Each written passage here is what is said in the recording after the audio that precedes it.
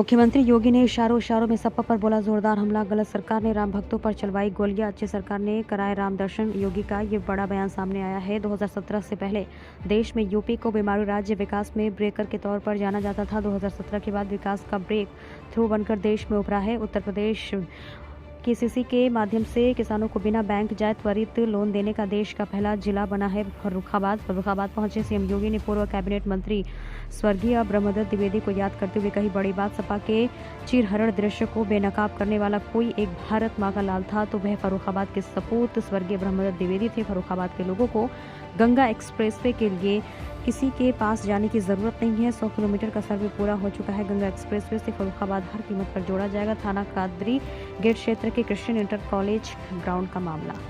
आज जहां एक और जनपद की 288 करोड़ रुपए की परियोजनाओं के लिए जो हमारे माननीय जनप्रतिनिधियों ने इस जनपद में लाने के लिए अपहर्निश प्रयास किया, उन योजनाओं का सौगात होली के पूर्व आप सबको प्राप्त हो रहा है।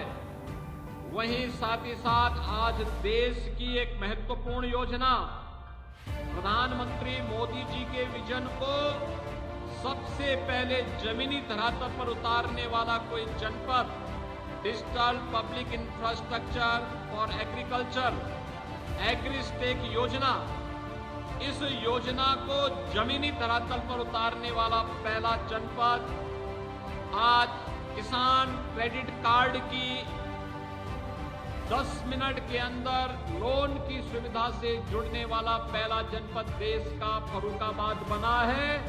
मैं इसके लिए यहाँ के जनप्रतिनिधि और प्रशासन को धन्यवाद देता हूं और आप सभी अन्नदाता किसानों का हृदय से अभिनंदन करके प्रधानमंत्री मोदी जी का भी आभार व्यक्त करता हूं।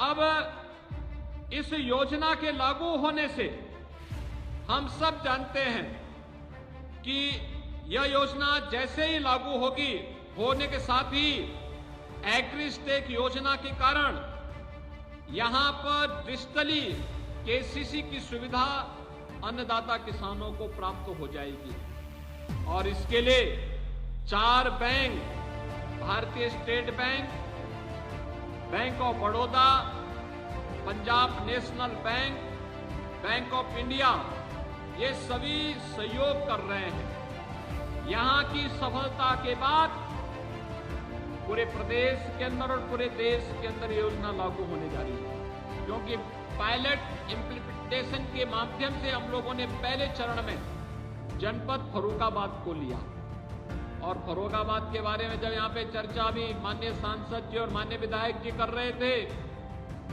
तो मुझे याद आ रहा था कि यहाँ के लोग बार बार कहते थे संकिसा धाम का हम सुंदरीकरण का काम कर रहे हैं और संकिसा धाम दिव्य धाम के रूप में प्रस्तुत होगा, कोई संदेह नहीं होना चाहिए।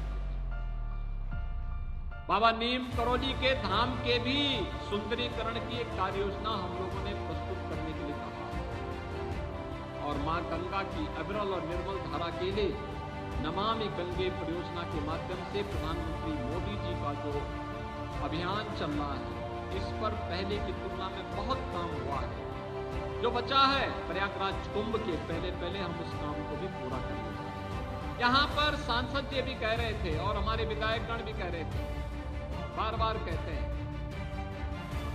कि गंगा एक्सप्रेस वे, और मैं आप सबसे कहने के लिए आया हूं, हमारा सर्वे का काम चल रहा है और फर्रुखाबाद होते हुए मां गंगा को जोड़ते हुए गंगा एक्सप्रेस वे फर्रुखाबाद को जरूर जोड़ेगी।